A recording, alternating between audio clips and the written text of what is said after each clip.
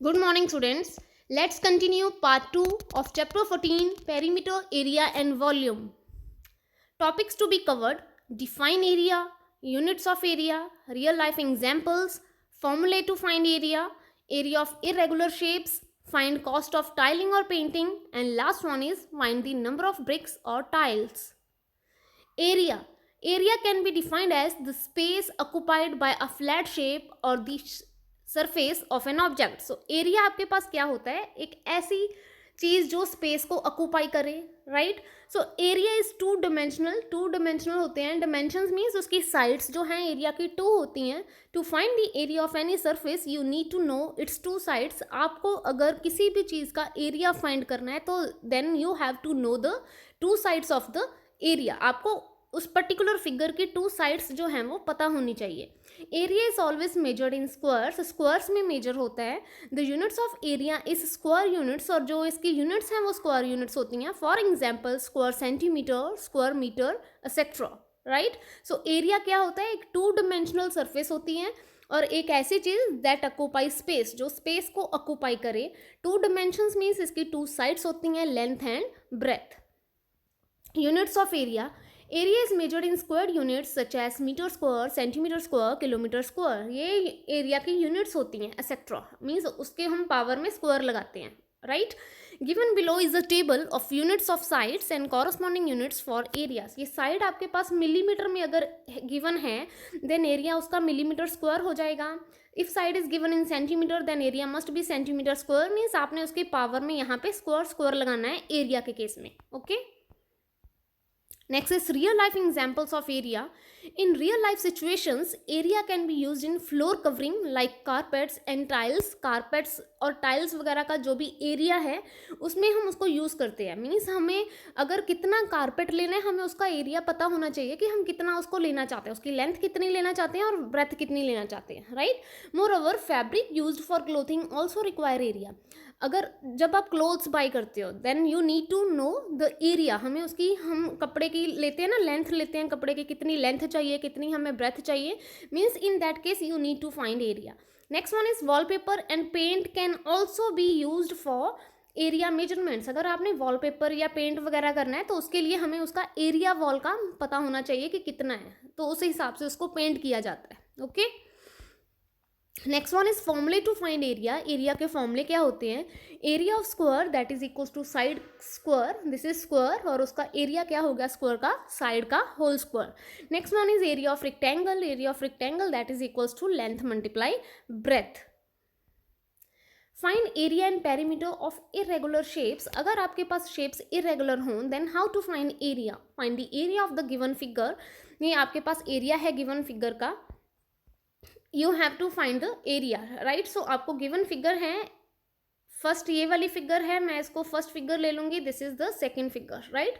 सो first figure में क्या आ रहा है, A B C D. So area of rectangle A B C D, because first figure show किसको कर रही है, रेक्टेंगल को शो कर रही है first figure, right. So first figure जो है वो किसको शो कर रही है, रेक्टेंगल को.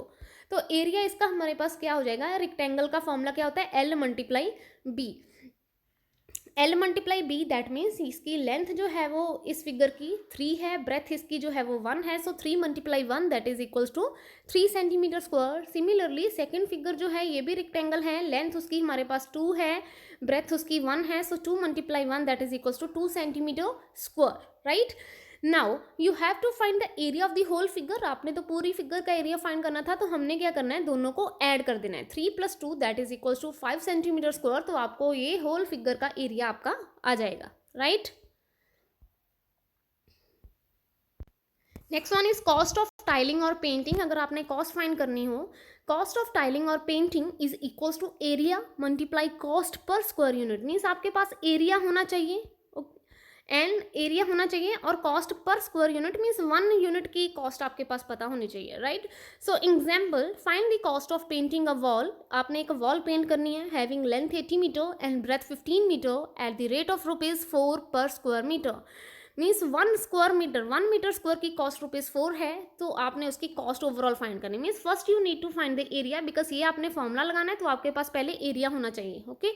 सो area of wall that is equals to length breadth given है, सो आपने फॉर्मूला लगाया L multiply B that is equals to 80 multiply 15 that is equals to 1200 metre square. तो आपके पास एरिया कितना आ गया, 1200 मीटर स्क्वायर एरिया आपके पास आ गया। नाउ कॉस्ट ऑफ टाइलिंग और पेंटिंग, आपने ये वाला फॉर्मूला जो है वो अप्लाई कर दिया, राइट। सो क्या होता है, area multiply cost per square unit, this is your area that you have find recently, multiply cost per square unit कितनी गिवन है आपको, ₹4 means 1 metre square, square unit means 1 metre square की cost कितनी है, ₹4। So 1200 multiply 4 that is equals to ₹4800, right. Next one is number of bricks और tiles. अगर आपने number of bricks और टाइल्स फाइंड करनी हो then you have to apply the formula number of bricks और tiles that is equals to area of path और wall, किसी particular wall का पाथ, पूरी वॉल का आपके पास एरिया होना चाहिए, अपॉन एरिया ऑफ ब्रिक और टाइल, आपके पास एक ब्रिक या फिर टाइल का एरिया होना चाहिए, मीन्स यहाँ पे पूरी वॉल का एरिया होना चाहिए, नीचे जो आपने ब्रिक अप्लाई कर रहे हो आप उसका एरिया होना चाहिए, okay. Find the number of bricks to be laid in a square path of side 18 centimetre, एक स्क्वायर की पाथ है उसकी साइड 18 सेंटीमीटर है, if the side of each square brick is, और ब्रिक जो है उसकी साइड हमारे पास 3 सेंटीमीटर है। First you need to find area, आपने दोनों एरिया फाइंड करने हैं, right. So area of path जो है आप फाइंड कर रहे हो, सो उसका फॉर्मूला आपके पास एरिया का क्या होता है, साइड का स्क्वायर, मीन्स साइड को आपने 2 टाइम्स ले लिया, 18 multiply 18, okay. So similarly area आपने ब्रिक का फाइंड करना है, पहले आपने पाथ का फाइंड कर लिया, फिर आपने ब्रिक का फाइंड करना है। ब्रिक के लिए साइड का स्क्वायर 3 मल्टीप्लाई 3 हो गया आपका, right. Next one is you have to find number of bricks, अब आपने नंबर ऑफ ब्रिक्स फाइंड करने हैं, देन उसके लिए हमारे पास फॉर्मूला क्या था, आपने इन दोनों को क्या कर देना है, डिवाइड कर देना है। जो स्मॉलर है ब्रिक वाला पोर्शन वो नीचे आएगा, जो बड़े वाला होता है वो ऊपर आता है, ओके।